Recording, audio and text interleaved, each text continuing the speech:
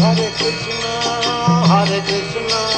कृष्ण कृष्णा हरे हरे, हरे राम राम राम हरे हरे। श्रील प्रभुपाद की जय, गुरु महाराज की जय, आप सब भक्तबिंद की जय। निताय गौर प्रेमानंदी, हरि हरि बोल। जप को सुधारने की कला, इसके ऊपर हम आलोचना कर रहे थे। तो भूरीजन महाराज की जो बुक है जप, जिनमें 5 कुंजियां बताए उन्होंने, 5 टिप्स बेसिकली जो बताए जप में प्रगति करने के लिए। तो उनमें से प्रथम कुंजी है हरे कृष्ण मंत्र का जप कीजिए। हम ब्रह्म मुहूर्त में उठ के सुबह की बहुत अच्छी समय को हमने जप करने में लगाएंगे। और जब भी हमको 16 माला हमने जप लिए, और जब भी हमको समय होगी तो हमको कृष्ण भावना भावित रखने के लिए जप सर्वोत्तम और सरल और स्वाभाविक साधन है, जिनके हमने प्रयोग निरंतर करते रहेंगे। प्रथम कुंजी है। दूसरी जो कुंजी है महाराज ने इसमें बताए, जे केवल एक मंत्र का श्रवण करें।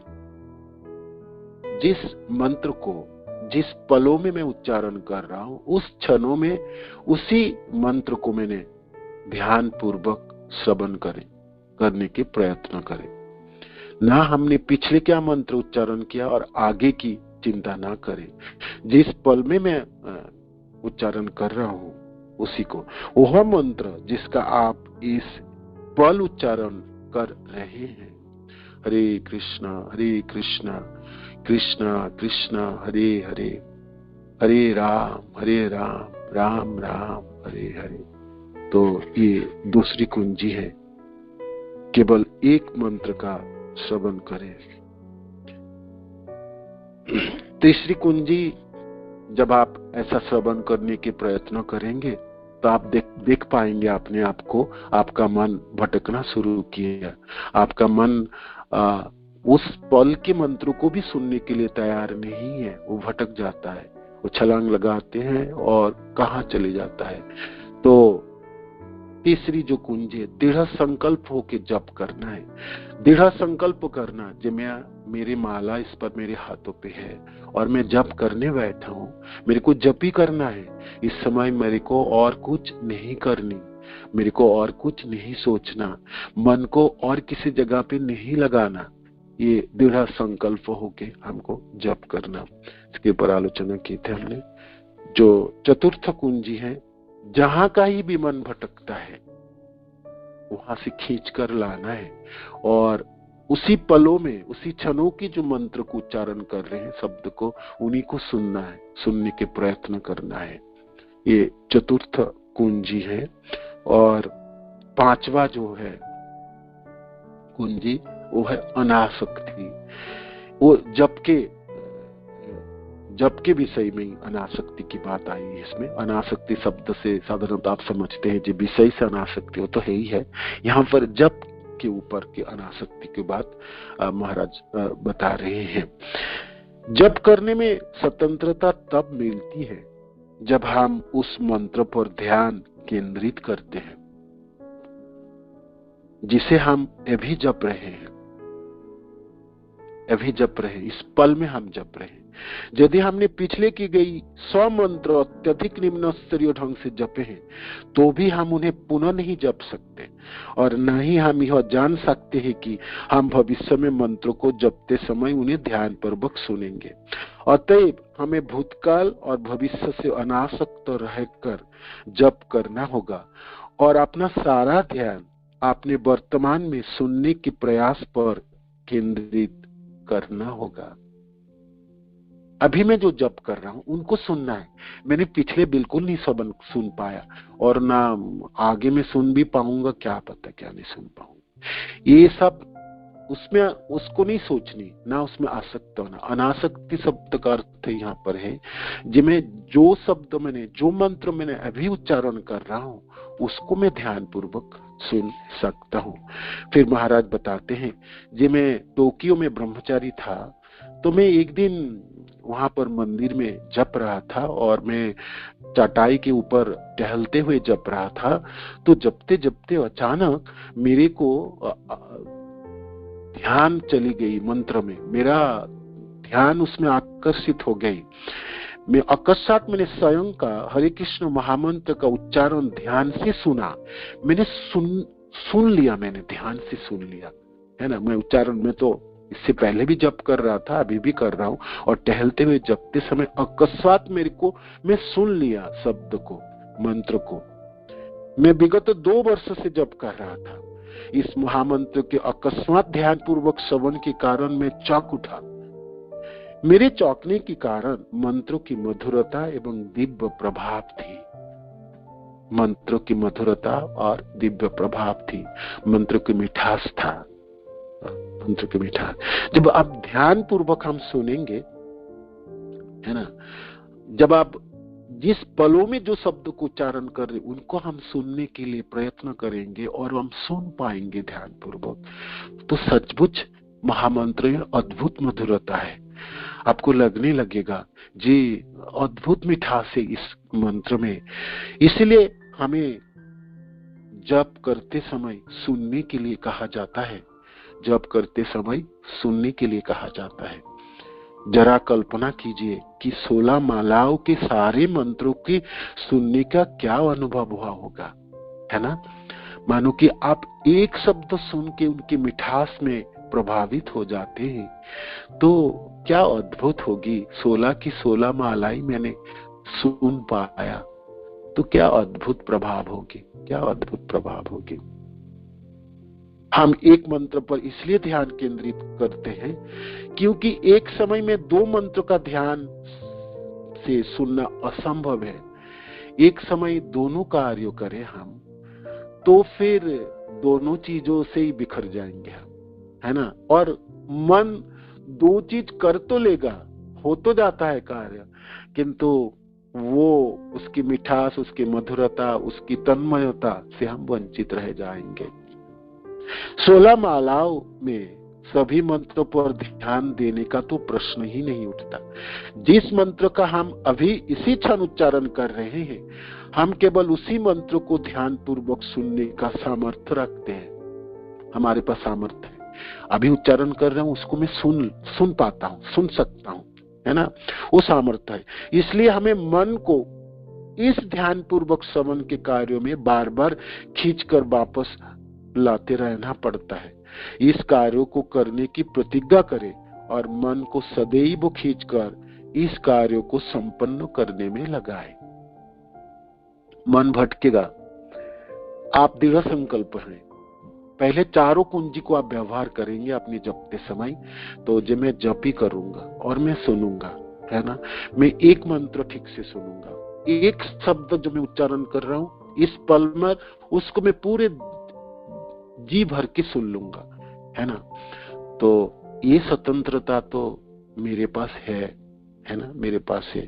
और ये कार्य करने के लिए मैं प्रतिज्ञाबद्ध हूँ। मेरे को सुनना है, मेरे को सुनना है शब्द को, मेरे को मंत्र को सुनना है, मेरे को मंत्र की मिठास, मेरे को उनकी जो प्रभाव है ना, वो मेरे को प्राप्त करनी है।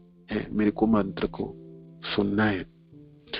जिन भक्तों ने इस टेक्निक को प्रयोग किया है, उन्होंने ध्यान दिया कि उनका मन मंत्रों के प्रथम भाग में भटकता है और मंत्रों के दूसरे भाग पर पहुंचने तक एकाग्र नहीं हो पाता। तनिक भी चिंता ना करें, अपने मन को खींचकर बस में करें और राम की ध्वनि को अलग मंत्र के प्रथम हरे की ओर बढ़ने दें। स्वभावतः हमने कोशिश करेंगे जब मैं तो पूरा एकाग्र होके पूरी मंत्र शब्द सुनूंगा। हमको ये करनी है, मन को ये समझाना है, ये मन तू अभी जो उच्चारण कर रहे हैं ना, मैं जो अभी उच्चारण कर रहा हूं इनको सुन ले, इनको सुनने में सहायता कर दे, है ना। मेरी इतनी कार्य तू कर दे, इतनी कार्य कर दे, है ना। ना तेरे को पीछे का बारे में ध्यान करनी, ना आगे जाना है, अभी मेरे लिए इतनी कार्य कर दे। हरे कृष्णा कृष्णा कृष्णा हरे हरे, हरे राम राम राम हरे हरे, हरे कृष्ण कृष्ण कृष्ण हरे हरे, हरे राम राम राम हरे हरे, हरे कृष्ण कृष्ण कृष्ण हरे हरे, हरे राम राम राम हरे हरे। और पूर्ण तो अनासक्त रहे। अगर हमने आरंभिक 15 मालाओं ध्यान पूर्वक नहीं सुनी है, और यदि हमने एक मंत्र को भी ध्यान पूर्वक नहीं सुनना है, एक बार भी कृष्ण के नाम नहीं सुना है, कोई बात नहीं, हम उन मंत्र को पुनः नहीं ला सकते। वो तो चली गई, समय के गह्वर में चली गई उसे। और ना ही हम यह वचन दे सकते कि हम भविष्य में अच्छा जप करेंगे। हमारे पास केवल इतनी स्वतंत्रता है कि हम उस एक मंत्र को सुन सकते हैं जिनका प्रारंभ एक शुद्ध नाम के उच्चारण से होता है। वह जिसका उच्चारण हम अभी कर रहे हैं, इस पल पे कर रहे हैं। जो बीत गया उसका शोक करना और भविष्य की चिंता करना दोनों ही निरर्थक है। अच्छा वही होगा कि हम जिस महामंत्र का इस पल उच्चारण कर रहे हैं उसका श्रवण करें।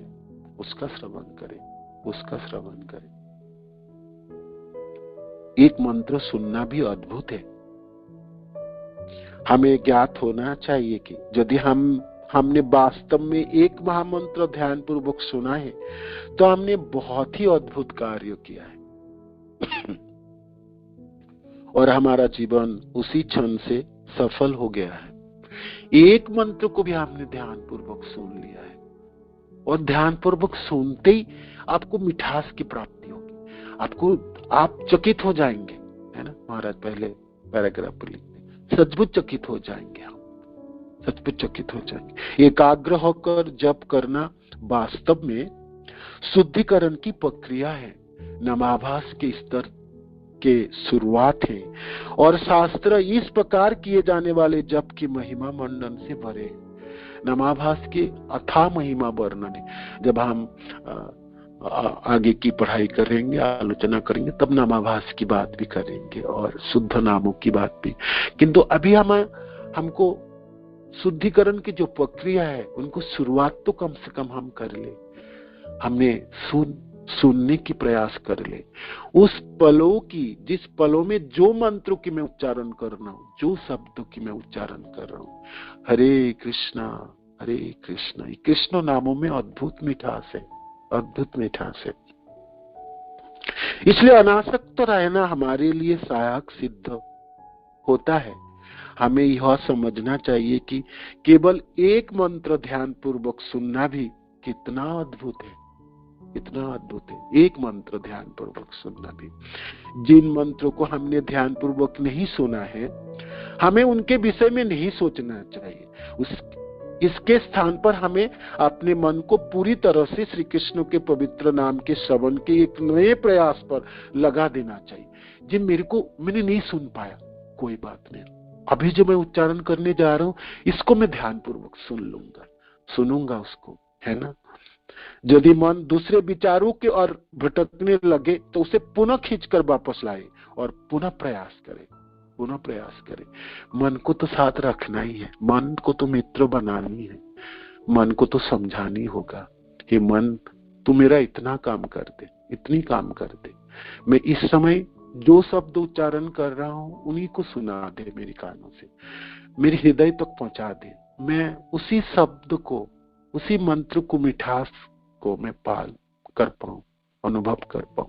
मेरे को सुनने दे। मन कहीं और भी भटकता है तो खींच के वापस लाइए। और हमने प्रतिज्ञाबद्ध है कि मैं जपते समय और कार्य नहीं करूंगा। जपते समय ये मन तू और कुछ सोच भी लेगा, कोई फायदा है नहीं, मैं तेरे को करने ना दूंगा। कहना ना, वो मैं अभी करना नहीं, मेरे को तो जपने के बाद करूंगा, मैं कर तो दूंगा, अवश्य करूंगा। मन को आपने समझा दीजिए जी ये काम अवश्य करूंगा मैं तेरे लिए, किंतु जपने के बाद करूंगा। इन 5 कुंजियों का प्रयोग धीरे धीरे मन को शांत कर देगा और जप करते समय एकाग्र होना आसान हो जाएगा। यह सत्य है कि यदि हम भक्ति में आगे बढ़ने की आशा रखते हैं तो प्रत्येक पग पर हमें श्री कृष्ण की कृपा की आवश्यकता है। कृष्ण की कृपा की आवश्यकता है, कृष्ण की कृपा की आवश्यकता है ना। इसके लिए हमें दृढ़ निश्चय के साथ कृष्ण के नाम सुनने के लिए अपनी स्वतंत्रता का सही उपयोग तो कर ही सकते हैं ना। इतनी स्वतंत्रता तो मेरे पास है ना। मैं कृष्ण की जिस नामों को इस पल पर उच्चारण कर रहा हूं उसको मैं सुनने के लिए पूरे प्रयत्न करूं और मैं उनको ठीक से सुन लूं, सतर्कता से सुन लूं। ये स्वतंत्रता तो मैं कर ही सकता हूं ना, है ना, कर ही सकता हूं। श्री कृष्ण के नामों में हमारी आस्था के अनुसार हमें एक मंत्र सुनने का प्रयत्न करना चाहिए, वह मंत्र जिसका हम इस क्षण उच्चारण कर रहे हैं, इस क्षण उच्चारण कर रहे हैं। ये अनासक्ति है ना। पिछले हमने चली गई बेकार उसके बारे में सोचना, ना भविष्य में अच्छे कर पाऊंगा उसकी सपनों में खो जाना है। मेरे को वर्तमान में रहनी है, मेरे को पल पे रहनी है, इसी क्षणों पे रहनी है। जिस क्षणों में मैं शब्द को उच्चारण कर रहा हूं, मैं सुन पा रहा हूं, हरे कृष्ण कृष्ण कृष्ण हरे हरे, हरे राम राम राम हरे हरे। महाराज कहते हैं इस पांचों कुंजी की प्रयोग करें और आप अपने शुद्धिकरण प्रक्रिया नामाभास के स्तर तो कम से कम प्राप्त कर लीजिए। इस जीवन में मरने से पहले कम से कम नामाभास तक तो पहुंच पाए हम, बेशक शुद्ध नाम तक ना भी पहुंच पाए। और वो शुद्ध नामों की प्राप्ति तो कृष्ण की कृपा होगी और कृष्ण जनों की कृपा के ऊपर निर्भर करता है। साधक के रूप में मेरी इतनी स्वतंत्रता है बा साधन को प्रक्रिया को मैं संचालन कर पाऊं, नामाभास तक तो पहुंचने की प्रयत्न करूं और फिर अपने दामन फैला के भगवान कृष्ण में की आशा करूंगा। आशा बद्ध समुत्कंठा, है ना, आशा रखूंगा उससे, हे कृष्ण इस जीवन में मैं मरने से पहले सचमुच में नामाभास स्तर को भी अतिक्रम करके शुद्ध नाम प्रेम से मैं पुकार पाऊं, है ना। ये मेरा अभिलाषा है कृष्ण, ये मेरे अभिलाषा ही है, ये मेरा अभिलाषा ही है। आप अनगिनत जनों के ऊपर कृपा करते हैं, आप कृपा सिंधु है कृष्ण, भक्त वत्सल है। आप अपने साधक जनों के ऊपर कृपा करते हैं। आपके पास आपकी चरणाश्रित होने के लिए जो प्रयत्न कर रहे हैं आप बुद्धि प्रदान करते हैं कृष्ण, आप सहायता करते। मेरी जीवन में यही आकांक्षा है, आशा है कृष्ण, आप कृपा कर दीजिए। आप कृष्ण जनों की कृपा के लिए आप अपने दामन फैला के रखिए। नामाभास से शुद्ध नामों के स्तर तो हमको कृपा के बलबूतों में आगे बढ़ना है। कृपा ही हमारी एकमात्र प्राप्ति होगी जो हम प्राप्त कर सकते हैं। तो शुद्धिकरण की प्रक्रिया उस पलों के उस नामों के उच्चारण को हम सुन पाए, उससे शुरुआत होती है। अद्भुत है। इस पांचों कुंजी को आप सचमुच ध्यान पूर्वक थोड़ा मनन करेंगे ना, तो आप देखेंगे जिनमें नामों की जो मिठास है, नामों की जो महिमा है, नाम की जो चमत्कारी शक्ति है, जो प्रभाव है, आप अनुभव करने लगे, है ना, आप अनुभव करने लगे, आप अनुभव करने लगे। चलो प्रभुपाद की जय, गुरु महाराज की जय, आप सब भक्तबिंद की जय। पिता गौ प्रेमानंदी, हरे कृष्ण।